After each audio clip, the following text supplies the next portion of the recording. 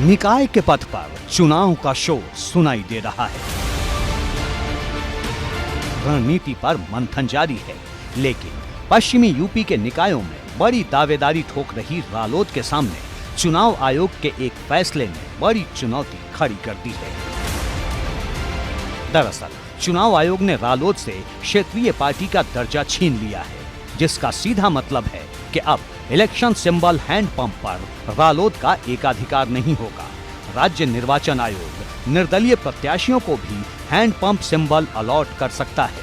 इस पर रालोद अध्यक्ष जयंत चौधरी ने राज्य निर्वाचन आयोग को चिट्ठी लिखकर निकाय चुनाव में हैंड पंप सिंबल रालोद के लिए आरक्षित करने की मांग की है।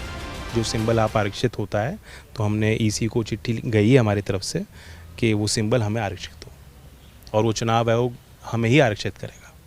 क्या आगे आप लोग इसको लेकर के आगे कानूनी प्रक्रिया में जाएंगे? बिल्कुल जाएंगे, वो राय हमने अभी ली है और जो भी इसका अगला पड़ाव होगा बहुत जल्दी आपके सामने होगा। रालोद के लिए मुश्किल सिर्फ इतनी नहीं है। चुनाव आयोग के इस फैसले से रालोद के प्रदेश मुख्यालय पर भी संकट के बादल मंडराने लगे हैं। कहा जा रहा है कि रालोद को लखनऊ में पार्टी दफ्तर खाली करना पड़ सकता है। लखनऊ के हजरतगंज में रालोद का प्रदेश मुख्यालय है। राष्ट्रीय लोकदल की प्रदेश स्तर की मान्यता निरस्त होने के बाद अब पार्टी के लखनऊ स्थित मुख्यालय पर भी संकट के बादल मंडराने लगे हैं। हम इस समय लखनऊ के रालोद के प्रदेश कार्यालय पर मौजूद हैं, जहां पर देख सकते हैं आप कि प्रदेश अध्यक्ष रामाशीष राय बैठे हुए हैं और भविष्य में क्या होगा इसको लेकर चिंतन करने में जुटे हैं। पार्टी के विभिन्न संगठन, विभिन्न प्रकोष्ठ, विभिन्न मोर्चों के दफ्तर इसी मुख्यालय में है यहाँ पर और बड़ा पुराना करीब 20 साल से ज़्यादा समय हो गया है इस दफ्तर को बने हुए। ये भाजपा कार्यालय के ठीक बगल में पौष इलाके में स्थित है ये दफ्तर।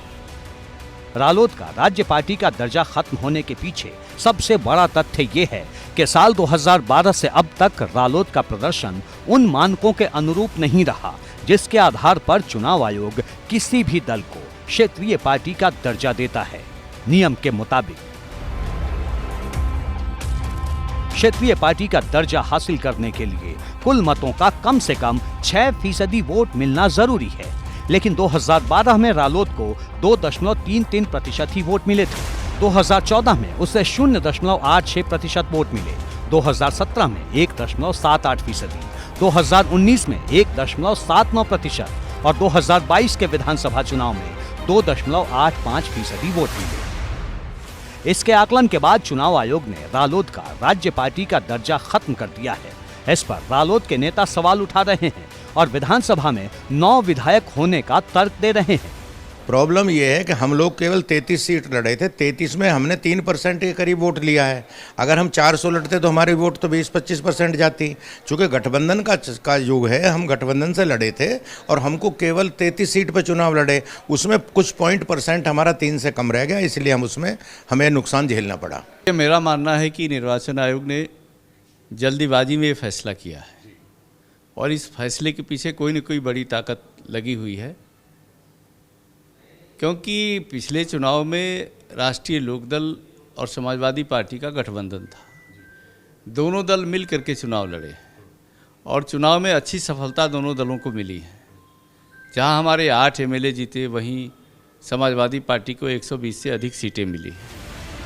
रालोद नेताओं का हर सवाल, हर आरोप भाजपा सरकार पर है, जिसे लेकर अब भाजपा आक्रामक हो चली है। लोकदल ने लगातार परिवारवाद की ओर चलने की कोशिश की, जिसका कारण है कि उनकी बहुत ही सीमित प्रभाव क्षेत्र उनका रहा और वो भी बिल्कुल सही आंकड़ों में प्रकट हुआ है। लोकदल से हैंडपंप छीन लिया गया है, तो हैंडपंप किसी को भी मिल सकता है, कोई भी मंथन कर सकता है, अमृतकाल में अपना रास्ता निकाल सकता है। फिलहाल सबकी नजर इस बात पर है कि चुनाव निशान फ्री होने के बाद अब रालोद निकाय चुनाव में क्या रणनीति अपनाएगी।